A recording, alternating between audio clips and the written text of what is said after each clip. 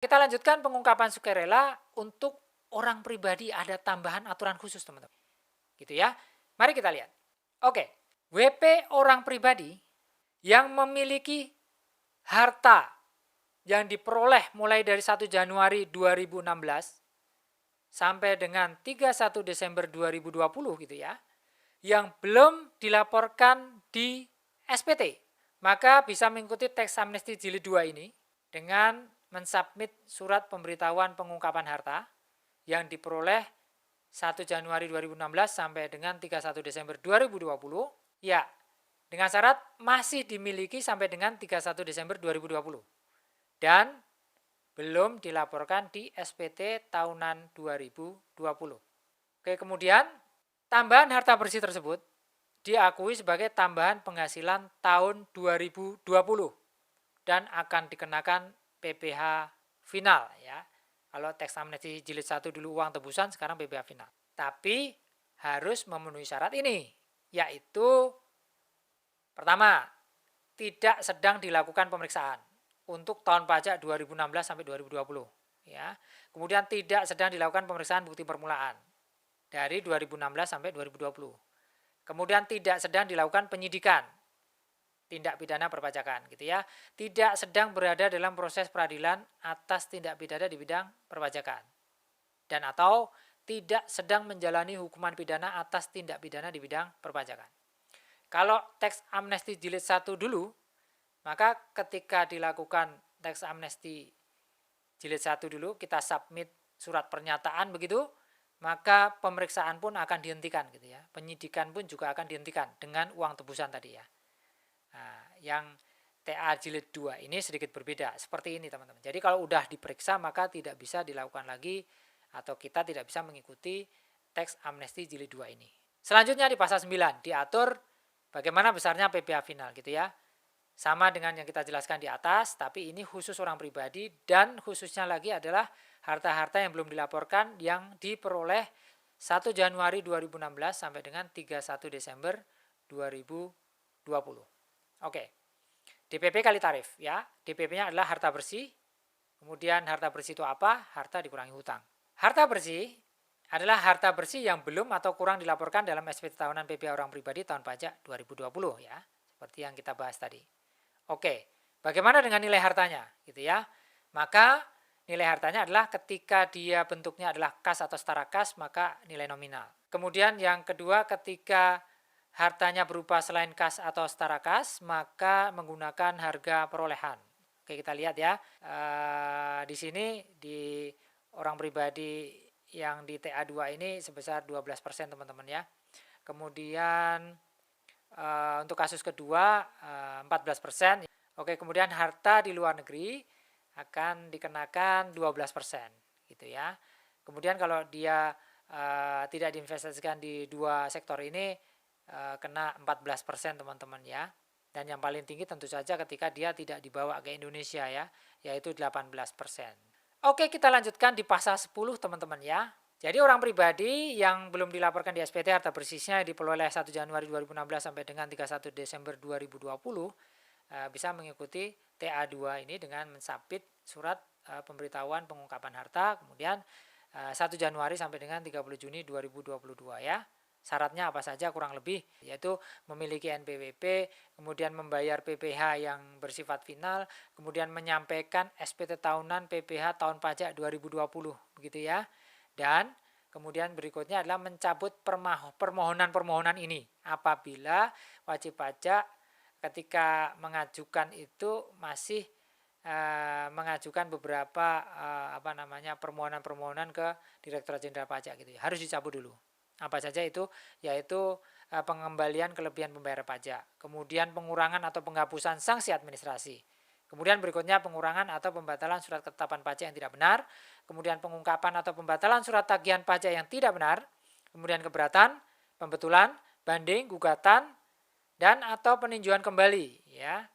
Dalam hal wajib pajak mengajukan permohonan-permohonan ini, maka cabut dulu gitu ya. Dengan syarat bahwa dalam hal WP sedang mengajukan permohonan-permohonan tersebut belum diterbitkan surat keputusan atau putusannya. Jadi masih dalam proses ya.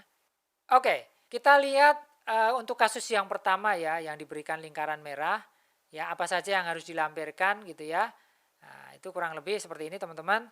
Yang pertama bukti pembayaran PPh final, daftar rincian harta beserta informasi kepemilikan, kemudian daftar utang, dan kemudian pernyataan menginvestasikan di dua sektor itu, kemudian pernyataan mencabut permohonan sebagaimana dimaksud ya tadi ya, permohonan harus dicabut dulu. Kemudian kasus kedua yang diberikan lingkaran merah, apa saja yang harus dilampirkan, sama ya, tapi bedanya adalah tidak perlu surat pernyataan untuk diinvestasikan di kedua sektor ini. Kemudian kasus yang ketiga, ya yang diberi lingkaran merah, maka yang harus dilampirkan apa saja teman-teman? Ya ini yang paling lengkap ya, paling banyak yang harus dilampirkan, yaitu bukti pembayaran PPh, rincian harta dan informasi kepemilikan, daftar utang, pernyataan mengalihkan harta ke NKRI, kemudian pernyataan menginvestasikan di dua sektor, dan juga pernyataan mencabut permohonan ya yang sedang diajukan tadi ya. Kemudian kasus keempat yang dilingkari merah, yaitu dilampiri dengan bukti pembayaran PPh final, informasi kepemilikan harta dan juga hartanya, kemudian daftar utang, dan kemudian mengalihkan harta ke wilayah NKRI, dan surat pernyataan mencabut permohonan-permohonan tadi. Baik, selanjutnya teman-teman, yang terakhir yang harus dilampirkan apa? Ya, bukti pemotongan PPh bersifat final, kemudian daftar rincian harta beserta informasi kepemilikan, daftar utang, dan pernyataan mencabut permohonan yang diajukan. Selanjutnya teman-teman, jadi pembetulan atas SPT tahunan PPh orang pribadi tahun pajak 2016 sampai 2020 yang disampaikan setelah undang-undang ini diundangkan, ya gitu ya, yang dilakukan oleh WP yang menyampaikan surat pemberitahuan pengungkapan harta, atau dengan kata lain yang mengikuti teks amnesti jilid 2 ini, maka SPT pembetulan tersebut dianggap tidak disampaikan. Oke, mari kita lanjutkan kawan-kawan wajib pajak ya. Dalam hal wajib pajak orang pribadi tersebut belum menyampaikan SPT tahunan PPh tahun pajak 2020 sampai dengan undang-undang ini diundangkan, maka berlaku ketentuan sebagai berikut. Dia harus menyampaikan SPT tahunan tahun 2020 terlebih dahulu ya. Nah, pertanyaannya berapa besarnya harta yang dilaporkan di SPT tahunan 2020 tersebut gitu ya. Maka diberikan rumus seperti ini teman-teman. Harta di SPT tahunan sebelum undang-undang ini berlaku, misalnya dia lapor di 2019 ya, SPT tahunan 2019 sudah lapor, maka harta di SPT tahunan 2019 ya ditambah dengan harta yang bersumber dari penghasilan yang diperoleh khusus tahun 2020 saja. Maka sisanya harta bersih yang dilaporkan selain itu ya, itulah yang diungkapkan dalam surat pemberitahuan pengungkapan harta. Mari kita lanjutkan selanjutnya teman-teman ya. Ya, yang mengikuti teks amnesti jilid 2 ini, maka mensubmit surat pemberitahuan pengungkapan harta. Apabila sudah memenuhi ketentuan, maka DJP akan menerbitkan surat keterangan. Gitu ya. Ya harus sesuai dengan keadaan yang sebenarnya ya, yang diungkapkan gitu ya. Maka kalau sesuai, selesai prosesnya. Kalau tidak sesuai, DJP dapat membetulkan atau membatalkan surat keterangan tersebut. Baik kawan-kawan wajib pajak, ketentuan lebih lanjut mengenai tata cara pengungkapan harta bersih diatur dengan Peraturan Menteri Keuangan. Nanti setelah Peraturan Menteri Keuangan keluar, kita akan bahas bersama ya, bagaimana Peraturan Menteri Keuangan ini mengatur dengan lebih detail apa yang harus dilakukan gitu ya. Kita masuk ke pasal selanjutnya teman-teman. Ya. Jadi surat pemberitahuan pengungkapan harta yang memenuhi ketentuan tersebut ya, DJP menerbitkan surat keterangan tadi ya. Maka ketika surat keterangan itu sudah terbit, teman-teman, inilah kelebihan-kelebihan, benefit-benefit yang bisa teman-teman wajib pajak nikmati ya. Yang pertama, tidak diterbitkan ketetapan pajak atas kewajiban perpajakan dari 2016 sampai 2020 gitu ya. Kecuali ditemukan data dan atau informasi lain mengenai harta yang belum atau kurang diungkapkan dalam surat pemberitahuan pengungkapan harta gitu ya. Jadi sekali lagi teman-teman, silahkan diungkapkan seluruhnya ya. Ini kesempatan emas yang bisa kita ambil teman-teman ya. Kemudian benefit yang kedua adalah kewajiban perpajakan yang dimaksud itu ya, yang tidak bisa diterbitkan ketetapan pajak itu adalah meliputi PPh orang pribadi, PPh potput, tapi bukan hanya PPh ternyata, PPN pun juga, ya. Kecuali apabila teman-teman wajib pajak sudah memotong pajak atau memungut pajak dari pihak lain, maka mau nggak mau harus disetorkan ya. Tidak kemudian bebas setelah mengikuti teks amnesti jilid 2 ini. Yang ketiga, data dan informasi yang bersumber dari surat pemberitahuan pengungkapan harta dan lampirannya tidak dapat, ya sekali lagi tidak dapat dijadikan sebagai dasar penyelidikan, penyidikan, dan atau penuntutan pidana terhadap wajib pajak. Oke, sekali lagi kita manfaatkan yuk kesempatan emas ini, begitu ya. Dalam hal Dirjen Pajak menemukan data dan atau informasi lain mengenai harta yang belum atau kurang diungkapkan, maka nilai harta bersih yang belum atau kurang diungkapkan tersebut diperlakukan sebagai penghasilan final pada tahun pajak 2022. Dan terhadap penghasilan tersebut ya berlaku satu, dikenai PPh final dengan tarif 30%. Wah, ini sangat tinggi ya teman-teman ya. Dan tidak hanya itu, ditambah dengan sanksi administrasi berupa bunga sesuai dengan ketentuan pasal 13 ayat 2 Undang-Undang KUP. Maka sayang sekali teman-teman kalau kesempatan teks amnesti jilid 2 ini tidak diambil ya. Oke, ini mirip dengan kebijakan pertama ya teman-teman, bahwa harta dari luar negeri, harta bersih dari luar negeri yang dialihkan ke NKRI ya wajib dialihkan paling lambat 30 September 2022. Kemudian bagi yang diinvestasikan pada dua sektor pilihan pemerintah, maka wajib diinvestasikan paling lambat 30 September 2023. Dan yang ketiga, wajib dilakukan paling singkat 5 tahun sejak diinvestasikan. Apabila 3 hal ini tidak dipenuhi teman-teman, maka ada konsekuensi untuk membayar PPh final tambahan gitu ya. Yang kasus pertama, mari kita lihat teman-teman, jika Dijen Pajak menerbitkan SKPKB ya, karena 3 syarat tadi tidak dipenuhi, maka dari 12% akan ada tambahan PPh final sebesar 4,5% ya di tahun pajak 2022 nanti ya. Kemudian yang tadinya 12% akan dikenakan tambahan PPh final 4,5% ya apabila dia tidak diinvestasikan di dua sektor ini ya. Tapi kalau dia juga tidak dibawa ke Indonesia, ke NKRI gitu ya, maka kenanya lebih tinggi lagi yaitu tambahan 8,5%. Kemudian untuk yang tadinya 14% itu akan ditambah PPh final 6,5%. Oke, itu tadi kalau melalui penerbitan SKPKB. Bagaimana jika 3 syarat tadi tidak dipenuhi, namun kemudian WP atas kehendak sendiri mengungkapkannya gitu ya, maka itu akan menjadi penghasilan di tahun pajak 2022 dan dikenakan tarif ya, yang karena dia atas kehendak sendiri tentu saja tambahan PPh finalnya lebih rendah ya dari yang kasus pertama tadi. Yang tadinya 12 akan dikenakan tambahan 3% saja.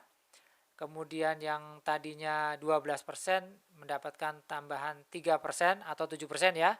3% ketika dia tidak diinvestasikan, tapi ketika dia juga tidak dibawa ke NKRI, maka dapat tambahan 7%.